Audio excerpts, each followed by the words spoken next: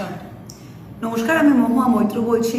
আমি আমার সমস্ত এলাকার মানুষদের জন্য একটা সতর্কবার্তা দিতে চাই।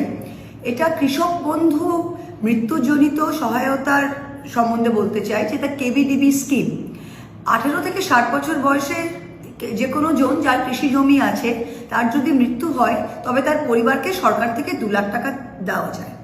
এখন আমার নজরে এসছে আর বহু জায়গা থেকে এরকম অভিযোগ আসছে, যেটা খুঁজে দেখা হলো যে এটা সত্যি, যে কেউ মারা গেলে তার বাড়িতে কোনো দালাল পৌঁছে যাচ্ছে, এমনকি পঞ্চায়েতের সাথে যুক্ত এমন ব্যক্তিও পৌঁছে যাচ্ছে এবং বলছে যে তোমার টাকাটা আমরা পাইয়ে দিচ্ছি, 2 লাখ থেকে 25,000 30,000 আমাকে দাও।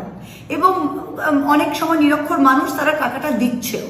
এটাকে একদম বন্ধ করতে হবে। সবাইকে সতর্ক করছি, এই টাকাটা এডিএ অফিস থেকে আপনার ডিরেক্টলি ট্রেজারি থেকে আপনার অ্যাকাউন্টে যায়। কোনো ব্যক্তিকে, কোনো দালালকে, কোনো পঞ্চায়েতের কোনো কাউকে 1 পয়সা দেবেন না।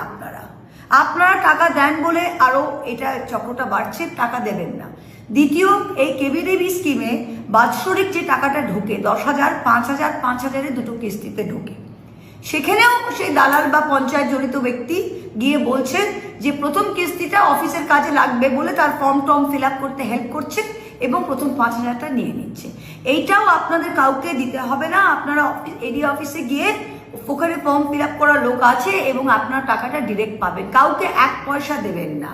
এই কেভিডিবিতে ভীষণ একটা দালাল চক্র তৈরি হয়েছে।